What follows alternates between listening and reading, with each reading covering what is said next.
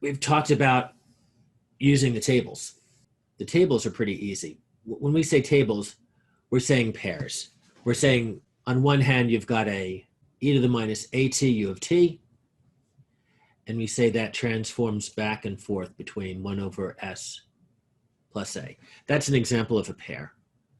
Unfortunately, that's pretty limited. What if you're given 2 times e to the minus at? What do you do with that? So now we're going to talk about Laplace transform properties, which is also how do you modify a given equation that doesn't appear exactly as a pair to make it into a pair. And the first Laplace transform property we're going to talk about is linearity. And the way the tables always show linearity is confusing. But I'm going to show it there just because you'll be seeing it this way. If you've got one function of time in the time domain, and you know its Laplace transform is f1 of t. And the same thing for a different transform in the time domain. You know its Laplace transform is f2 of s. Then, if you take a constant, and let's just make it clear that this is a constant value like 2 or 3. If you take a constant and you multiply it by your first value in the time domain, that has a transform just of that exact same constant times your first Laplace transform. So in the example I just gave up here, if you multiply this by a 3, you just multiply the transform pair by a 3, and that's a valid transform pair. So that helps, but we can do even better than that. We can add to that any other constant times another function and say that has a transform of c2 times f2 of s. So this is how it's usually written, but let me give an example. It'll make it a lot easier. Let's say you've got 2u of t minus 7 e to the minus 6t u of t. Find its Laplace transform. And I draw this weird kind of double-headed arrow because the Laplace transform is obviously not the same algebraically as the time waveform, right? One's got t's, one's got s's. They can't be the same. But they transform back and forth between the two. We can go either to the right to find its transform, its forward transform, or you can go to the left to find its inverse transform. And so I'm going to create a couple of pairs right here that are common. One pair that's common is u of t, and that pairs with 1 over s, and another is e to the minus at u of t, and that pairs with 1 over s plus a. So using those two together, you can see that this has a Laplace transform of 2 over s minus 7 over s plus 6. When we did this in differential equations, we didn't write the u of t. We just said 2 is a constant, so we just do 2 over s. I don't know. It's just confusing, but I understand it now. Yeah. No, that's a good point, and I'm going to make a quick aside on that without talking too much about it. The question is, I'm going to erase this just after because I think it has the potential to be confusing. Both these are true. And the reason why both these are true is because this right side, this f of s, if this is f of t, is equal to the integral from 0 minus to infinity of f of t e to the minus st dt. Okay.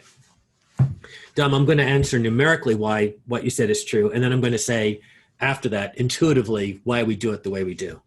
So this is what we covered last time. Is there any difference between, because of this definition, because it starts off at 0, it really doesn't matter what our function does before time equals 0, though the Laplace transform won't pick it up. So that's the math reason why there's no difference between these two options. The reason why electrical engineers talk about the U of t is because by forcing U of t to be 0 for time less than 0, we're guaranteeing that there's no input to our system before time equals 0.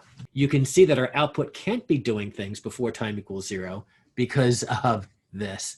And that's why electrical engineers like to be very specific and say, and force the input to be 0 for time less than 0, because we want to make it perfectly clear that our output is 0 for time less than 0 too. All right, finishing up with the Laplace transform properties, I want to talk about a gotcha. If you have a e to the minus 2t and multiply it by, say, a cosine of 3t times u of t,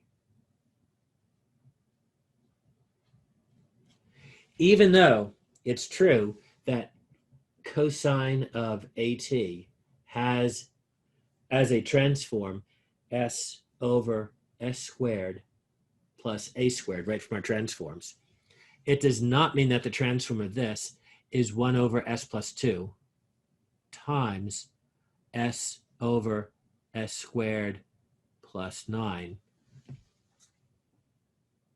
because linearity says that if you're going to have two functions together, they have to be added in order for this to be true. Or subtracted. I mean, C2 could be negative, which means it's the same thing as subtracted. But you can't multiply or divide. It's the exact same thing for derivatives too.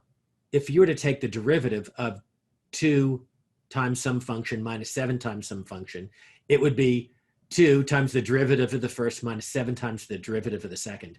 But if you multiply two derivatives, if you multiply two functions and take the derivatives, you've got to use a whole new law, that derivative rule of multiplication, where it's the derivative of the first times the second plus the derivative of the second times the first.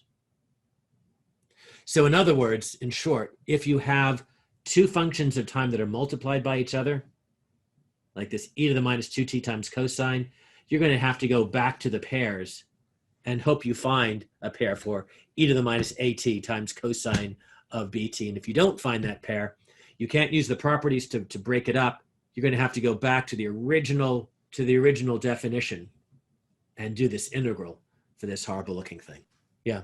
Thumbs up. So isn't there there's a whole separate property you could do, like s minus a over s minus a quantity squared plus b squared? Not a property, but a pair. Yeah, that's what I meant, yeah. So there is a pair for e to the minus at times cosine of the minus bt, and that's what you'd have to do is look back in the pairs for something like that. And then in the unusual instance where there's not a pair for it, you'd have to go back to first principles. So linearity is a way to combine